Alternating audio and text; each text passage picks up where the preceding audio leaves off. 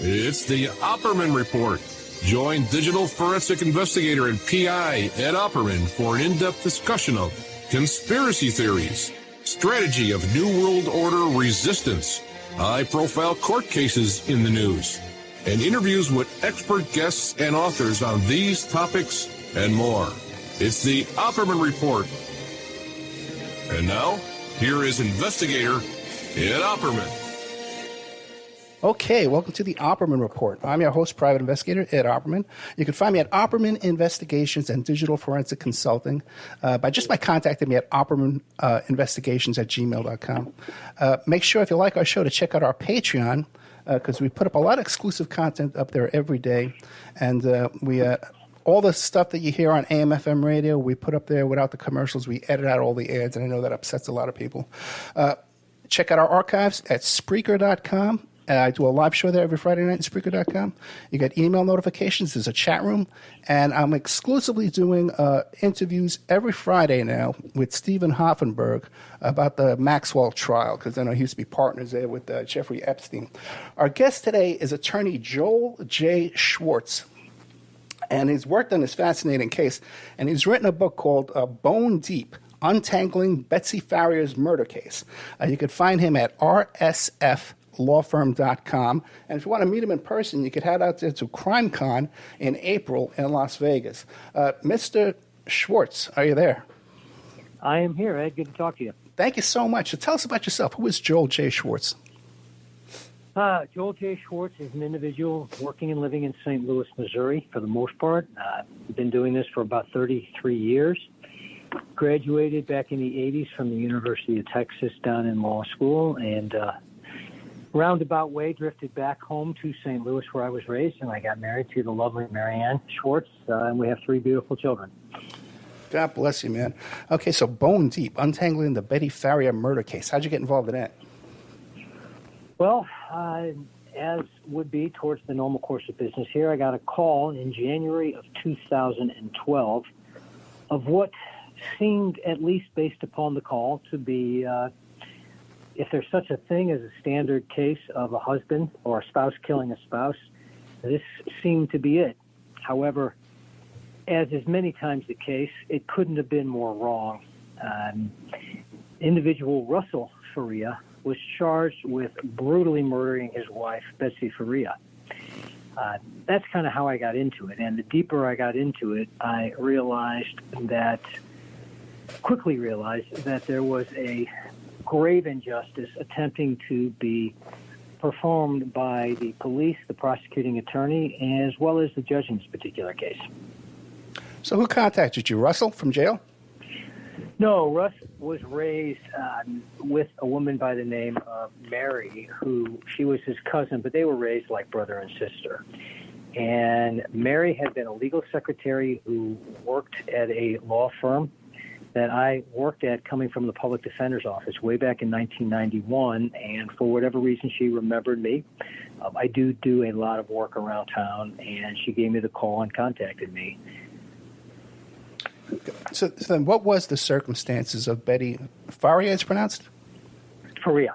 Betty Faria. What were the circumstances of her death? Russ came home one night in 2011, December of 2011, to find Betsy lying on the floor, and from what he saw, she had her wrist deeply slit, almost the hand to be cut off, with a knife protruding from her neck. As it turned out, there were over 55 stab wounds throughout most of her body. For the most part, other than the neck, where there were several stab wounds, they were contained within the torso area, front as well as back. Russ had come home from what they called Tuesday night game night that he played with 4 other people, walked into the house, laid down next to his wife's body, and immediately called 911. He initially stated that I just showed up at home and my wife committed suicide, which was obviously patently false. However, he had no idea that that was false at the time, and I believe that that is what started this big snowball rolling downhill and led the police initially to believe that he was the one who had committed this murder. Yeah, gotcha. Because right away the first cops responding say, "Oh, this guy's trying to cover up. He's trying to give us a snow story here." Okay. Right. However, once you step back even for a half a second and realize there are approximately half the stab wounds were in the back, she couldn't have done this. However, what didn't occur to them and what they didn't consider was that she was wearing dark clothing, so any of the stab wounds in her torso would not have been visible to a person just walking in and seeing her, and the person who actually committed this murder would have never attempted to think they could fool the cops that this was suicide. Gotcha. And of course, he's not a medical examiner. He's there, he's panicking. It's probably the worst trauma of his life, seeing his wife there dead. His diagnosis is really worthless. So did they arrest him that night, or go ahead? No, well, first of all, I can't even imagine to describe what could have been going through Russ Faria's mind. And even though I've been doing this for over 30 years, to this day, I still can't imagine what goes through somebody's mind when they see some horror like that. So Russ walked in, and if you're asking if he was arrested, the answer is yes. However, he was not told he was being arrested. He was brought to the station. He was told they had him there to assist them to find out whoever would have killed Betsy. That questioning occurred for the next 36 hours. During those 36 hours, they would go out to confirm his story. They went to the places where he said he had stopped at. They went to talk to the 4 people whom he stated he was with. In all those 36 hours, they were able to confirm not only everything he told them, but they were able to view him. 3 of the places he stopped, he was on video wearing the identical clothing that he was arrested in. The reason that's important is because there was not one iota of blood on the clothing he was arrested in. And I talked to the medical examiner who stated it would have been impossible for somebody to have accomplished this amount of stab wounds without getting any blood on him. Again, he continued to answer questions for him. They went out and spoke to other individuals, one of whom was the last individual to be with Betsy Faria, who dropped her off at a home. It was clear she contradicted this one. It was a female who contradicted herself in her initial statement to the police, as well as contradicted the facts surrounding the specifics as to when she dropped Betsy Faria off. For example, the first thing was the police asked her if she had ever gone in the house when she dropped her off the previous evening. Her initial answer was no. She immediately changed that answer. Now, all those different stories she was giving the police never gave rise to any form of suspicion, while during the course of that interview, she continued to castigate and cast aspersions on Russ Faria, which the police were buying into hook, line, and sinker. However, what I would call the coup de grace is they came to discover and realize that the woman who they were talking to, whose name is Pam Hupp, also was the beneficiary of Betsy Faria's life insurance. That became a bit of the crux of our defense in addition to Russ Faria's alibi. What occurred, and I can get into it now or get into it a little later at the trial, but the police ignored that Betsy Faria had, under very mysterious and suspicious circumstances, signed her life insurance benefits over to her supposed friend Pam Hupp 4 days prior. Up until that time, the beneficiary had been Russ Faria for the entire 12 or so years of their marriage. They seemed to ignore that, as did the prosecutor, as did ultimately the court and the jury. I have one quick question for you. Yes. The time of death, like he had his alibi, he was playing this card game with these folks, this game night, and then they have video of him coming home, and then he called up immediately when he got home, right? There was no time to... he had to call immediately when he got home, right? What was the time of death? Yeah, he did call immediately, although the state tried to portray him as having arrived home approximately 10 minutes earlier, which still would have made it impossible for him to have done this. 10 minutes, right? And then concealed. There was no, everything was virtually the way he found it when he had gone in there. There was no blood on him. There was no bloody clothing. He couldn't have done it and then engineered what they claimed to be a cleanup.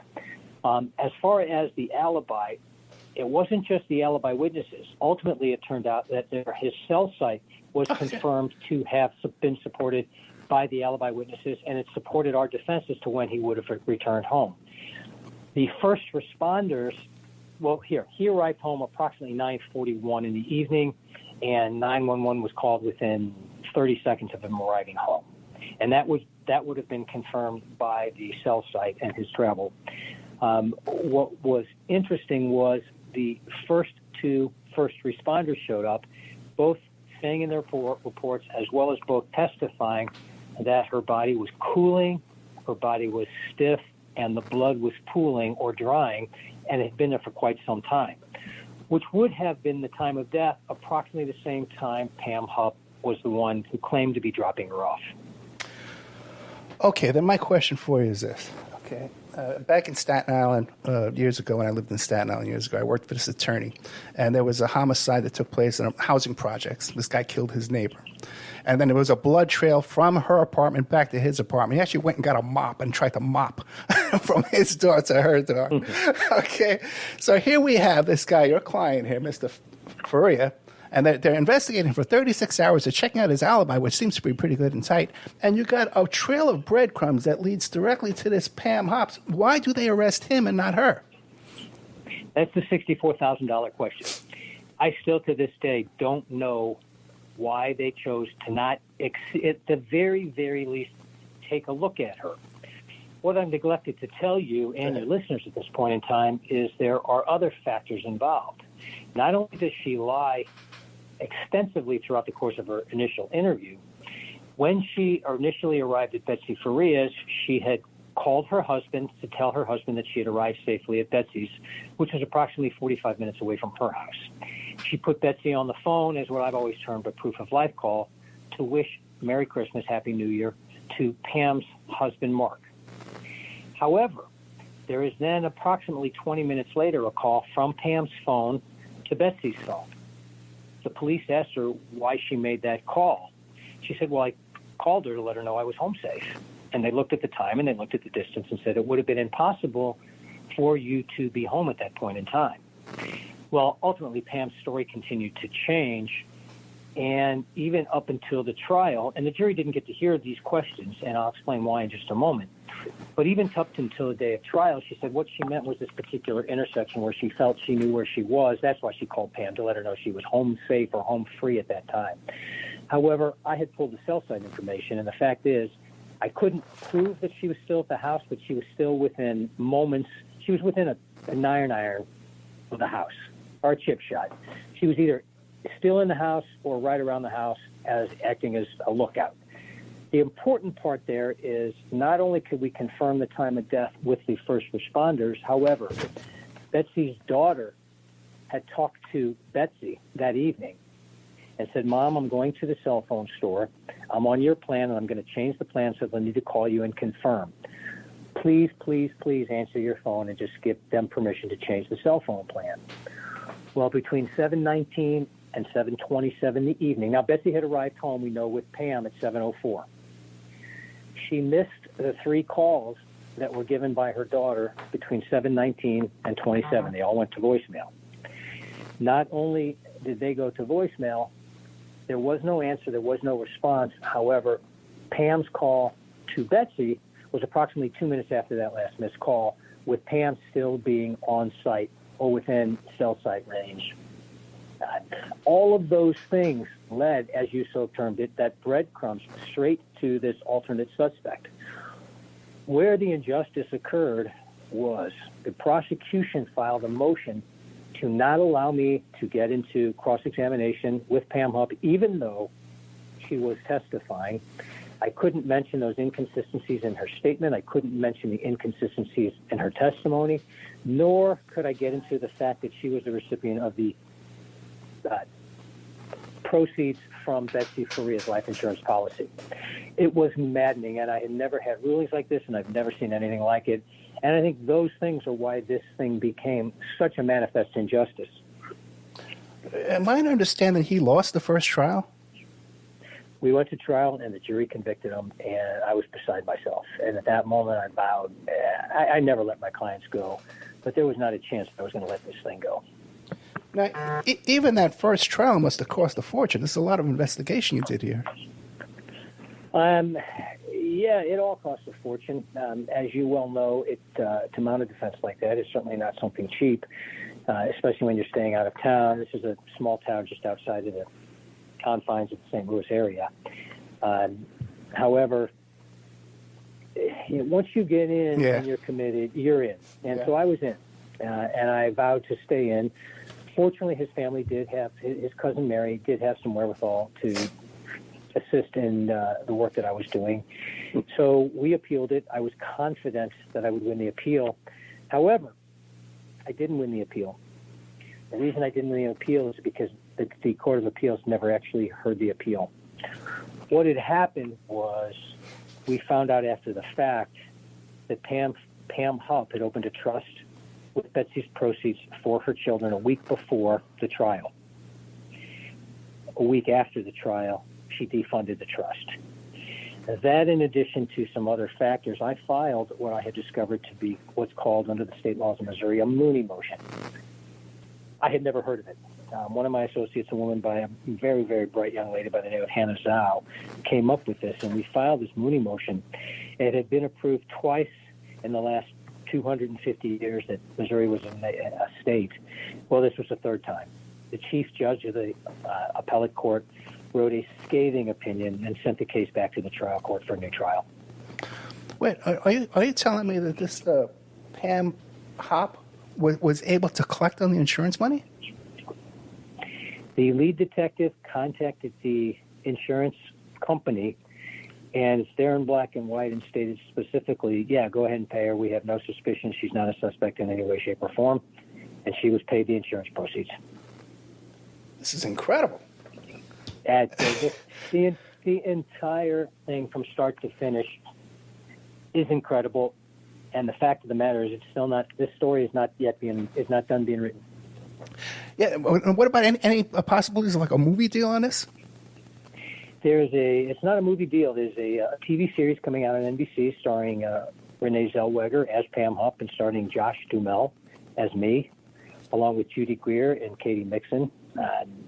And it is, from my understanding, I actually know I did a cameo. It's being filmed now, and they intend to release it, what I'm told, March 8th. It'll be a 6-part series on NBC.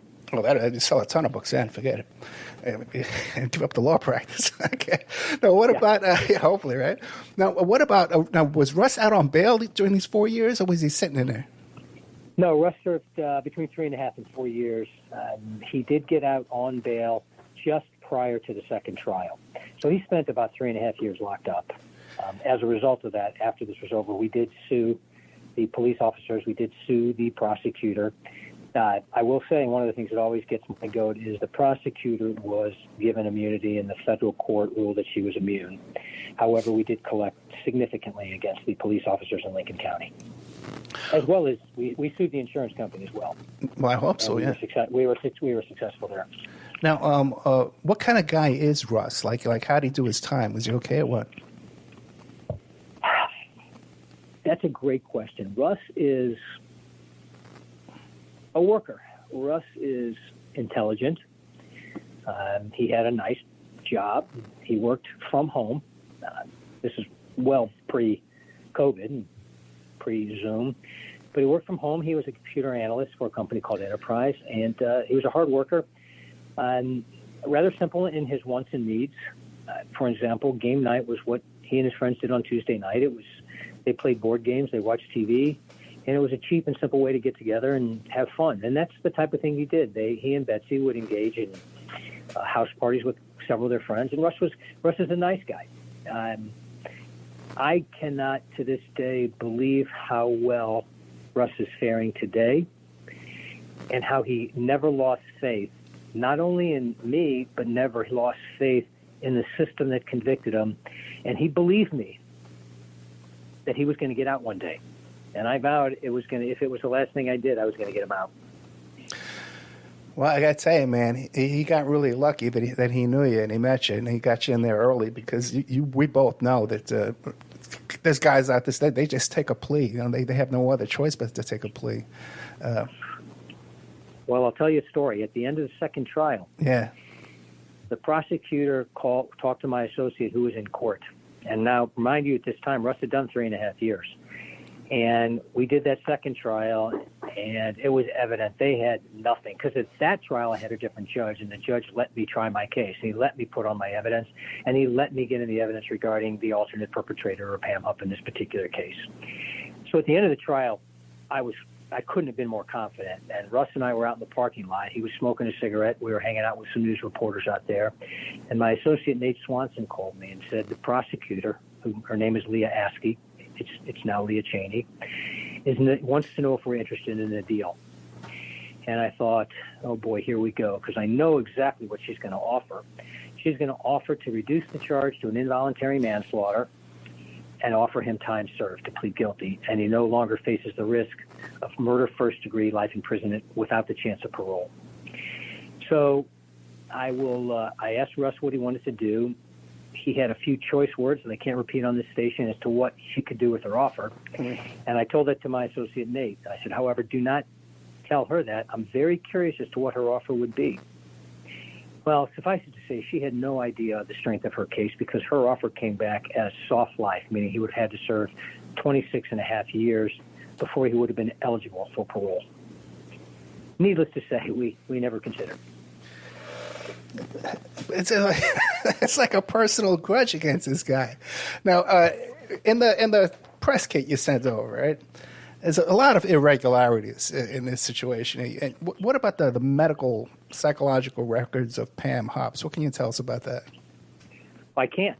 I kept asking for those to be released, because every time she would be questioned, her ailments and injuries would change. At one time, it would be her memory didn't function because she had a brain injury. She couldn't have overpowered Betsy because she had some sort of work injury and a back injury. At some point, she said she had drop foot. She showed up at trial with some sort of medical device and contraption hooked up to her belt. So the jurors thought that she couldn't have done this and overpowered Betsy. All of it was a bunch of garbage. I continued to request her medical records. She would refuse to sign HIPAA, would refuse to turn them over. She went as far as, initially I asked if they would get her to take a polygraph. And the police said, sure. And they asked her, and she said, well, I need to check with my doctor. I've never seen anything like this, but she hand wrote a note on a piece of scrap paper to her doctor.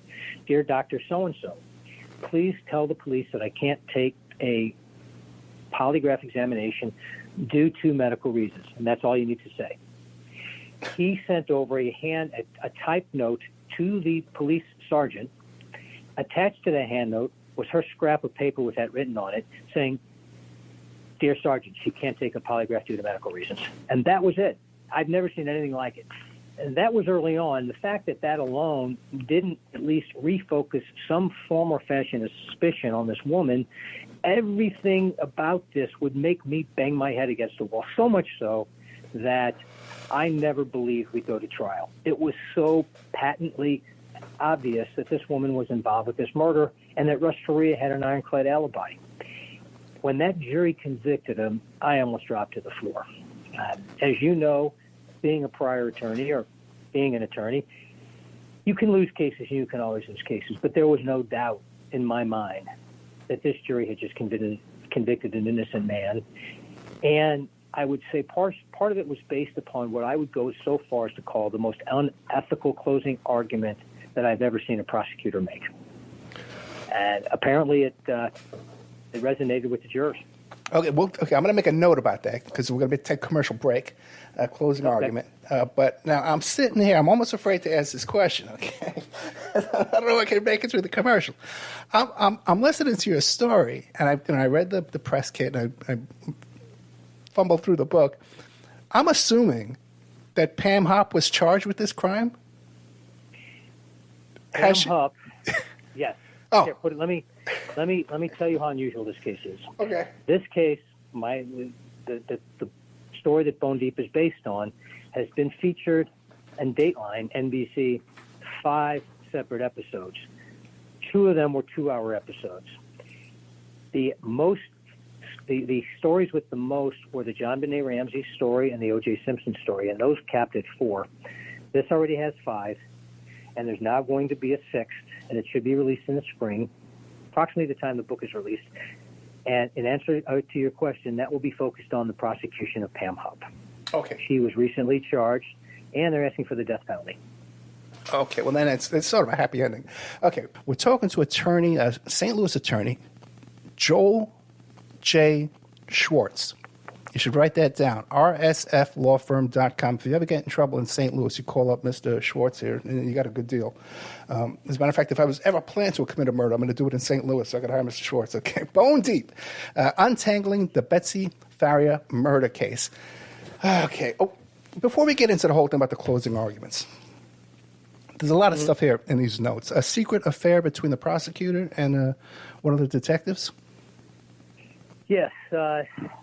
I was given, after the trial, I was always, as you are, trying to wonder and trying to figure out what it was that kept them from going after Pam Hupp.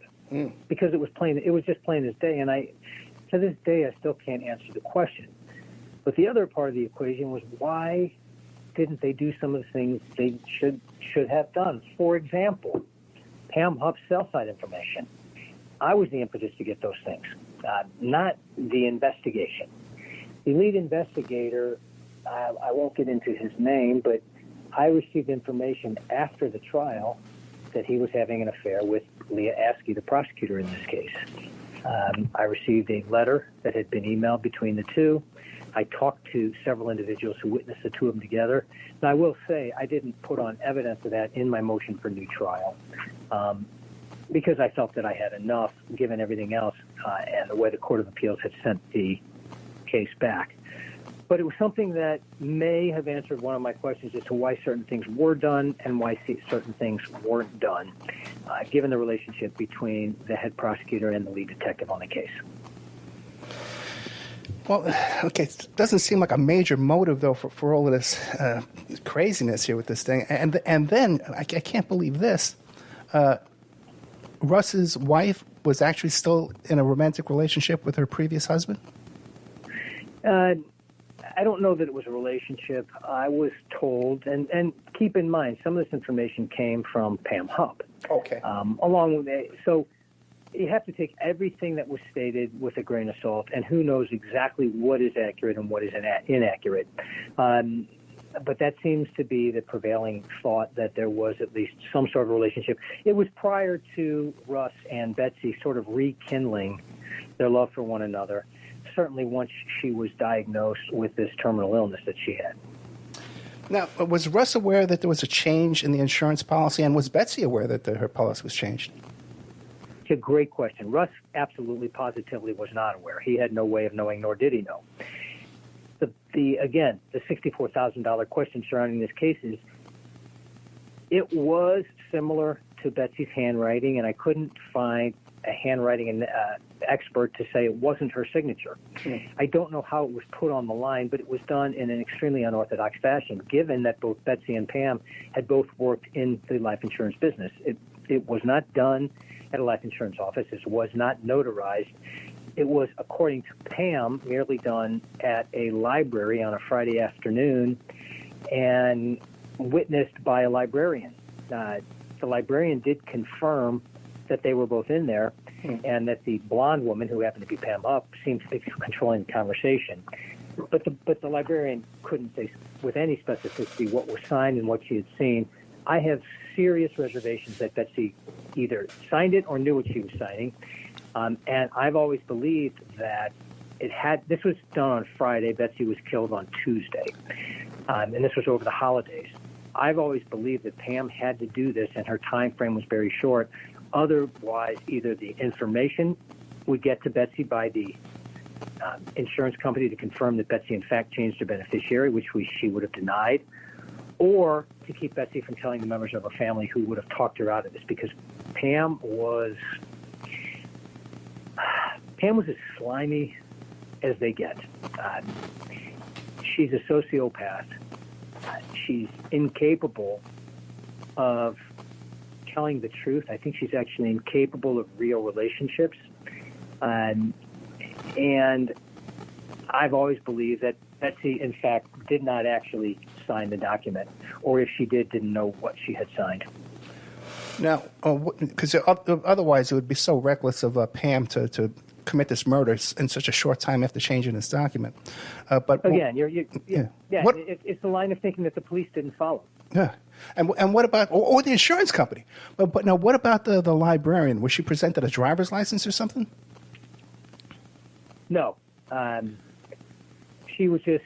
Remember the two women being there, and she described Betsy and Pam, and they were there. Betsy checked out a book, so we know that they were there.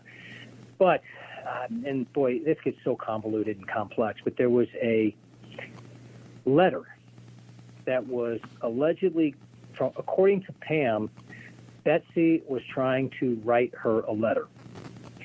And in the first 3.5 hour interview, when Pam was talked to by the police the next morning, she referenced the letter, and every time she told the police where she could find it, it was a document that Betsy had created in her computer. Well, the police never found it. Pam knew everything that was contained within the letter to a T. Specifically, she stated things like, allegedly, I'm scared of Russ. If something happens to me, turn this over to the police. He's putting a pillow over my face. He's threatening to kill me. But then she goes into specifics regarding the relationship, regarding the insurance. Well, they did find the letter. They didn't find the letter till about 3.5 years later, and the letter turned out 10 days before the second trial. I requested a continuance to examine the forensics on the computer. The judge denied it, so I put my forensics expert on it 24 hours a day. It took him 5 days to determine that letter could not have been written in that computer. It didn't have the software to do it. That letter was uploaded the day before Betsy allegedly signed the insurance over to Pam. So whoever wrote the letter knew the insurance was going to be signed over to her. And Pam claimed it was a surprise from Betsy on that day.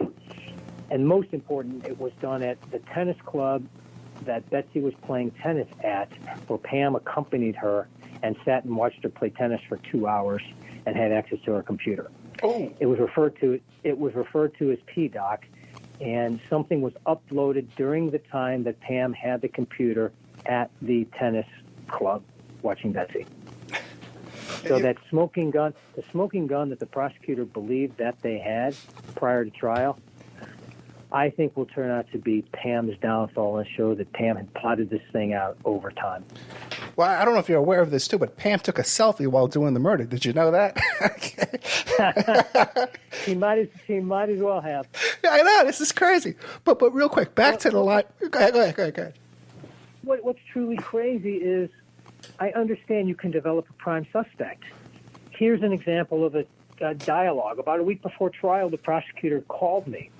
Now, I end up eating crow on this, but the prosecutor called me and said, is your client interested in any sort of deal? And I said to Ms. Askey, yeah, here's the deal we'll take. You dismiss the charges. We demand an apology for him having to serve the last however many years in jail. And you appoint me special prosecutor, and I will guarantee you 100% a conviction on Pam Hope. Needless to say, she didn't accept that deal. And needless to say, at this point, Russ was convicted after that first trial. Real quick, back to the library for a second. We know that Betsy was there because she withdrew a book. She took a book out. But isn't it possible that she could have loaned her library card to Pam, and Pam took that book out? Do we have any other evidence that she was actually there? No. We have evidence there were two women there. We don't know who they were, and they did fit the descriptions of Betsy and Pam. Gotcha. Okay. Now, there was some attempt to do a disciplinary action with you with the Bar Association?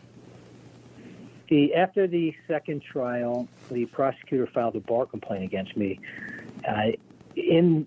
Not only did she commit ethical violations throughout the course of the trial and withhold evidence, and more as I'm finding out, she filed this bar complaint. In the contents of the bar complaint itself, there were lies, there were innuendos, and they were all provable. So at that point, and I'm not a vindictive sort, but I couldn't stand still for that. So I refiled the complaint with the bar. They let her continue. They continued to tell me that it would not be ruled on until our civil suit was complete. Finally, after about 3 years, our civil suit had wound up and wound its way through the courts.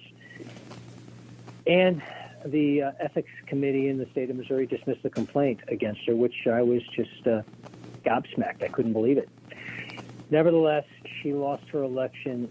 The incumbent prosecutor, with the name recognition, received 12% of the vote, when the young new prosecutor running against her received 88% of the vote. If that's not telling, I don't know what else is. Gotcha. But even that, it's just so rare for a prosecutor to single out a defense attorney and make it so personal like that. It just seems to be something going on in the background here It became extremely personal with her. I never take it personally.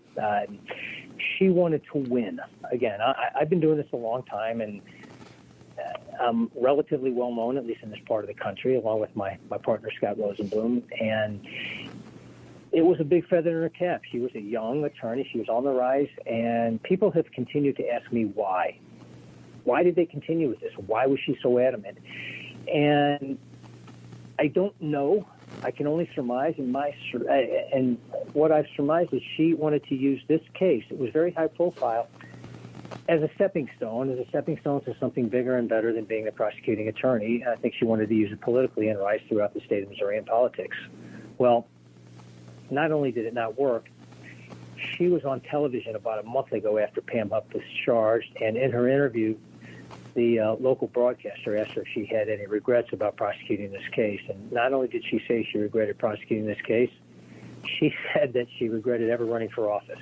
Wow. I have a bunch of young, hungry, talented criminal defense lawyers in my firm, and I tell them, if you ever get a prosecutor to say something like that, you've had a career. You're done. You can quit at that point in time. The only thing better is if they would say they regret being born.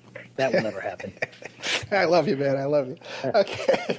It is great stuff. It is great stuff. Now, how about this? The secret meeting between the prosecutors and Pam Hupp. Now, how is that possible? Like, isn't that part of discovery if they had interviewed her? Shouldn't it? Well, you're preaching to the choir with me, but they would have these secret meetings. For the life of me, they started videotaping them, and I don't know why. And the police started videotaping these crazy, crazy meetings they would have with Pam Hupp. The prosecutor had a private meeting with Pam Hupp. No investigator present. It was videoed, and in it, she said, "This is all personal. This is about Schwartz losing. He doesn't like to lose."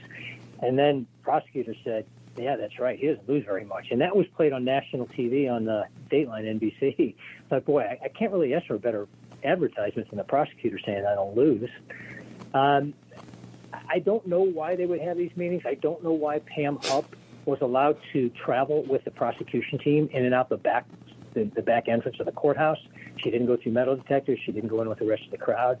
And I don't know why she was treated with such good gloves. And I can't tell you why she was never a suspect. But what I can tell you is not only were there ethical violations, there were Brady violations.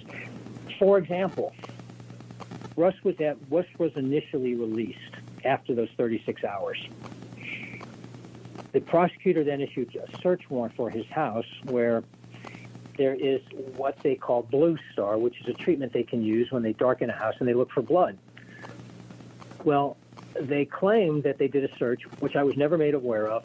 They created a report some 16 months later after the search, and they claimed that they took 132 photographs. However, I was never made aware of this. I never received a report. We got to trial, and during the trial, the officer started testifying about this search, of which I didn't have a report on, Wow. and about the photographs that didn't develop because the camera malfunctioned. Well, I went berserk. I asked for a mistrial. I asked for I wanted the camera. I wanted, if he used film, I wanted whatever it was. I never received anything. Russ was convicted. The summer prior to the second trial, after the case had been overturned, I received a disc from the prosecutor's office, 132 photographs, all clearly developed, all in direct contradiction as to what the officer testified to, which means clearly this officer sat on that stand and he perjured himself regarding the development of what the photographs showed, what he viewed personally, and the fact that the photographs were in fact developed.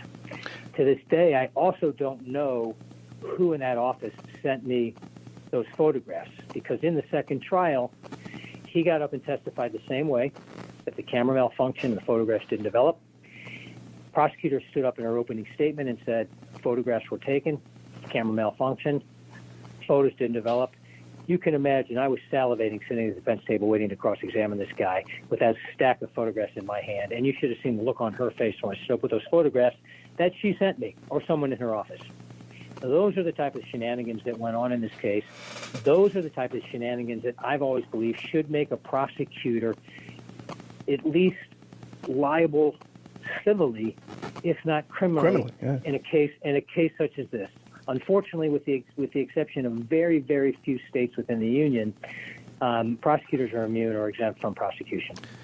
Have you ever seen or heard of another case this bad? I've never come across anything this bad. Yeah. Now, that's just me. I'm one guy in one town in the middle of the country. Yeah. But what tells me it just doesn't exist is, again, as I told you, there's been 5 episodes of Dateline, 2 of the season openers. There's going to be a 6th, and there's going to be a 7th.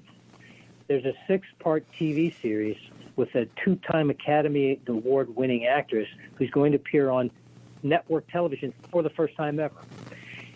If those facts, and there's a book coming out, which I think is very well done, and hopefully it will do well. With all those facts in mind, I'm guessing I'm right. There aren't cases like this. What you have is, under the law, as we all know, the police should do a thorough and competent investigation. That's your first stopgap.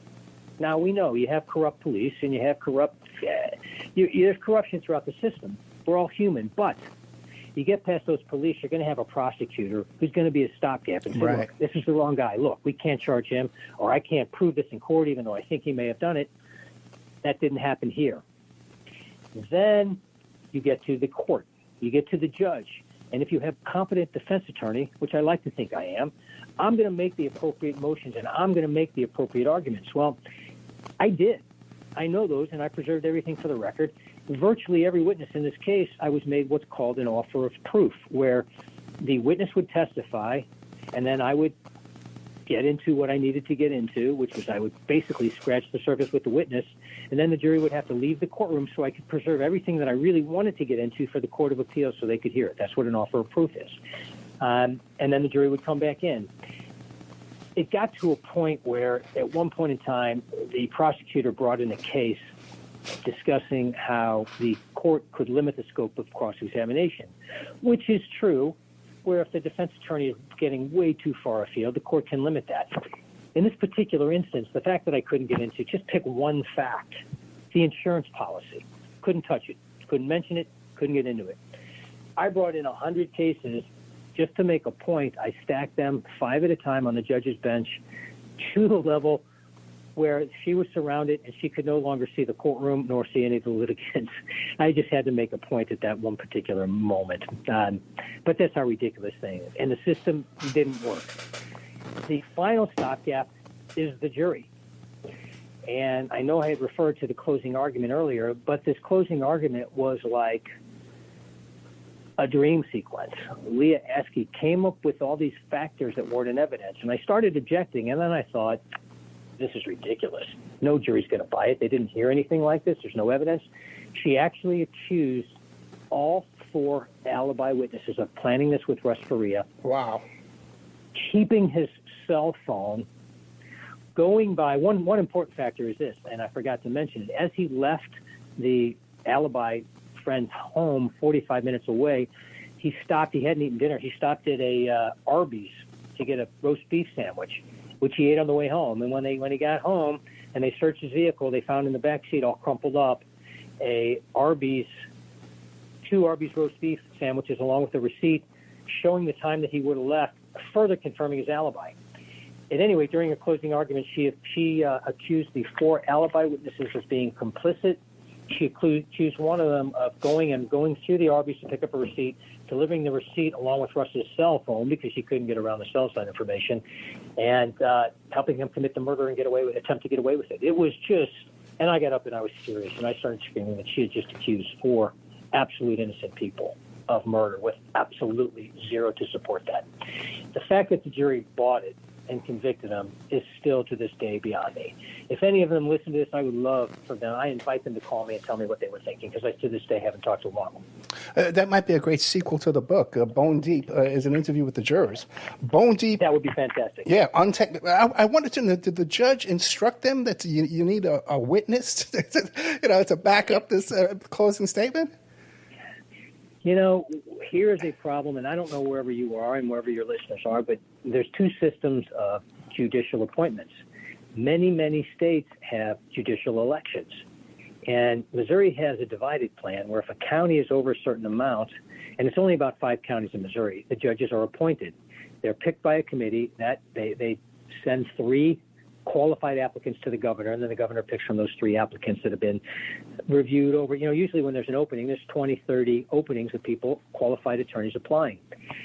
In the smaller rural communities, it's all by election. And as we all know, Missouri is a very red state, so you have to declare you're a Republican and you're going to win. Well, that's what this judge did. This judge was young. She had never handled a criminal case, never tried a jury trial. And as she was campaigning, she walked the streets, went door to door with baked goods, and got herself elected. That is a problem with the system. That is a problem with the Missouri, what they call the Missouri plan, and appointed and elected judges. And that's a problem that's rampant throughout the state or throughout the country, because by being elected, generally it's a 4-year term. Some places it may be a 6-year term. But if you do not rule along with what the public wants, or the police union or the prosecutor, they can campaign against you. And guess what? If you're not known as law and order, you're going to lose that election, and that makes you unemployed at that time. And people don't want to be unemployed, especially lawyers. Attorney Joel J. Schwartz, we're out of time. Thank you so much, man. rsflawfirm.com. You can meet him in person, CrimeCon in Las Vegas in April. And the book is called Bone Deep, Untangling Betsy Faria's Murder Case. It goes on sale February 22nd. We got it before the ink is dry. Thank you so much, Mr. Schwartz. Ed, thank you so much. I enjoyed speaking with you. Me too. Great stuff. Thank you. All right. Thank you. Bye.